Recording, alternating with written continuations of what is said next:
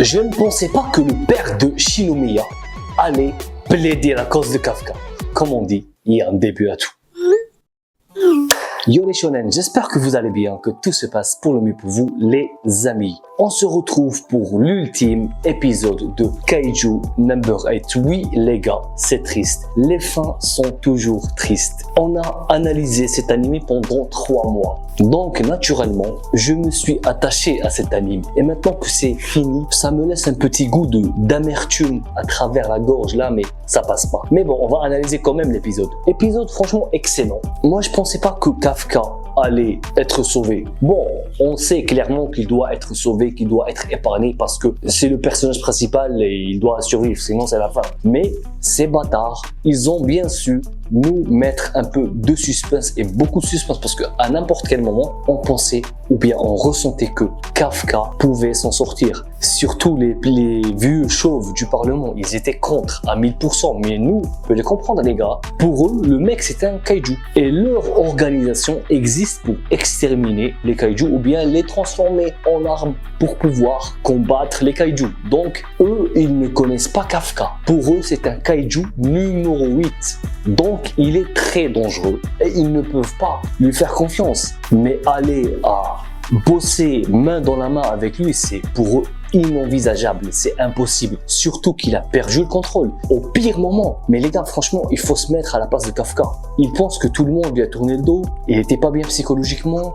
Il s'en voulait parce que il fait souffrir Ishikawa, il fait souffrir sa pote, il a déçu sa pote. Pour lui, il pourra jamais l'atteindre et atteindre l'autre rive et elle combattre à côté d'elle. C'est dur pour Kafka les gars. Donc le bâtard de Kaiju, on a en profité pour prendre le contrôle. Et on le voyait les gars, dans l'épisode on le voyait. On voyait Kafka qui se battait intérieurement, il criait tout, il donnait tout pour essayer de reprendre le contrôle, mais c'est compliqué, c'est vraiment très compliqué. Mais cette perte de contrôle, elle a donné un combat excellent entre le père de Shinomiya, le directeur, et Kafka, et c'était excellent. Et franchement les gars, le père de Shinomiya, il est trop balèze, il est insane les gars. Il arrive à atteindre le potentiel maximal du kaiju numéro 2, parce qu'à un certain moment, pendant l'épisode, ils ont affirmé que le père de Shinomiya avait la puissance maximale du kaiju numéro 2. C'est comme si que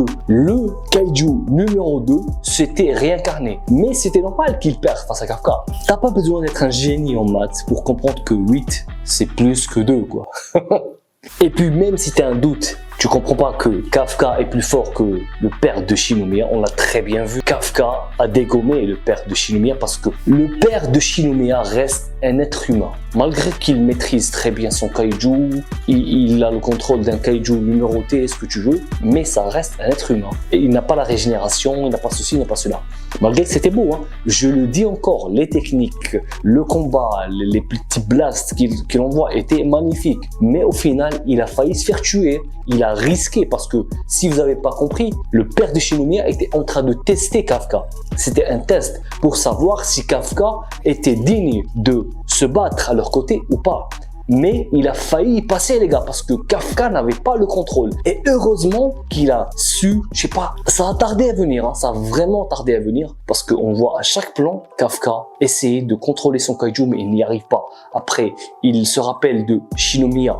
Shinomiya le crie, il n'y arrive pas. Il a fallu qu'il se rappelle de Mina et la promesse qu'il a faite à Mina et le flashback avec Mina quand Mina pleurait son chat et c'était la merde pour eux et qu'il est venu, c'était une scène magnifique ça aussi les gars, il faut le rappeler. Kafka qui vient tenir la main de Mina et qui pleure lui aussi, il n'y a pas de mots, ils ont rien dit, ils n'ont pas parlé. Il l'a regardé, il a pleuré avec elle, elle a serré sa main et c'était magnifique. Tout est passé par un seul regard et c'était fantastique. Donc, c'est grâce à Mina que Kafka a réussi à prendre le contrôle et de ne pas tuer le père de Shinomiya.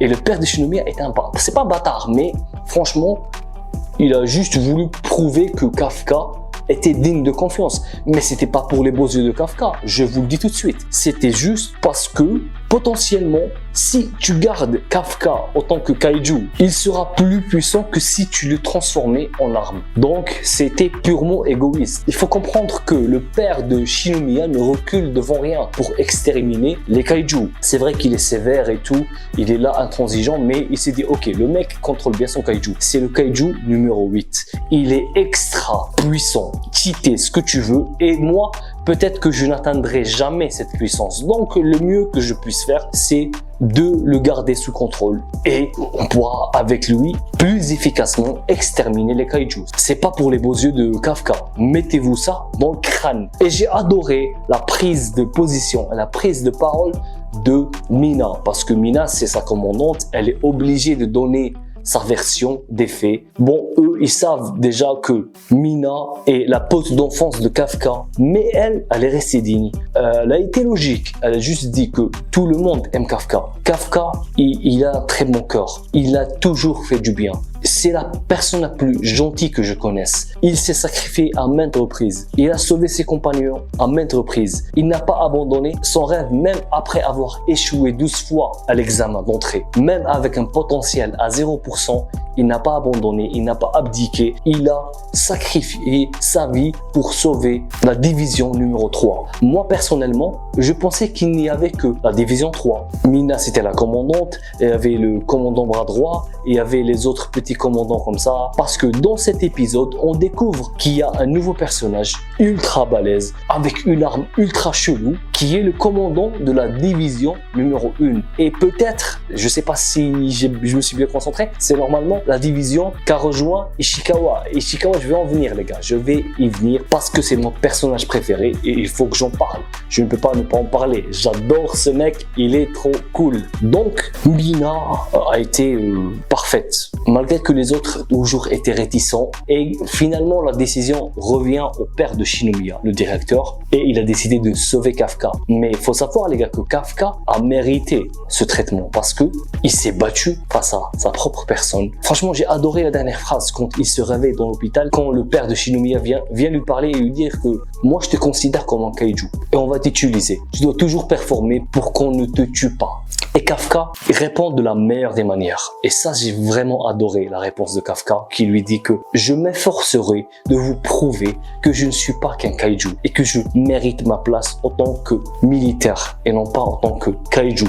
Parce que moi, je m'appelle Ibino Kafka. Ça, c'était magnifique aussi. Kafka, il est excellent, très bien écrit. Et même l'animé, il est excellent, les gars. Bon, on revient à Ishikawa un peu. Il n'y a pas grand-chose à dire sur Ishikawa, mis à part qu'il s'en veut, un peu comme tous les autres. Mais Ishikawa, il s'en veut un peu plus parce qu'il s'est fait la promesse de soutenir Kafka. C'est la première personne à avoir découvert que Kafka était un kaiju. Et il l'a soutenu jusqu'au bout parce qu'il a vu ce que a fait Kafka pour lui la première fois qu'il s'est sacrifié pour le sauver. Donc, il lui est redevable. Et maintenant, Ishikawa, je vais pas vous dire qu'il va devenir un Dark Sasuke ou je sais plus trop quoi, mais il va devenir encore plus sérieux et il va accroître sa puissance. Et moi, j'ai vraiment hâte de voir ça. Et il y a toujours l'autre Kiba, cheveux roses en pétard, il est toujours là pour rire, toujours là pour...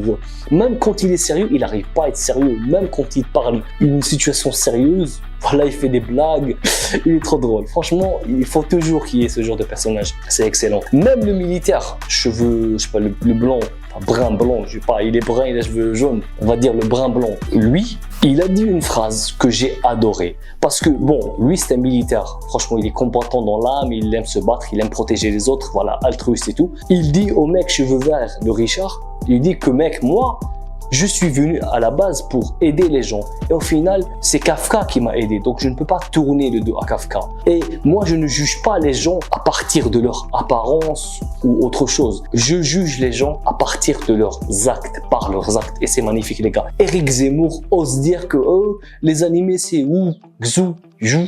Deux dialogues, deux phrases de dialogue, franchement, tu devrais avoir honte. Avec 3 mots de vocabulaire, parce que les mangas, c'est quand même ça. C'est 1, une violence incroyable, et 2, 3 mots de vocabulaire, c'est... Ça, c'est quand même les dialogues. Regarde Kaiju, peut-être que tu vas changer d'avis. Globalement, c'était un épisode excellent.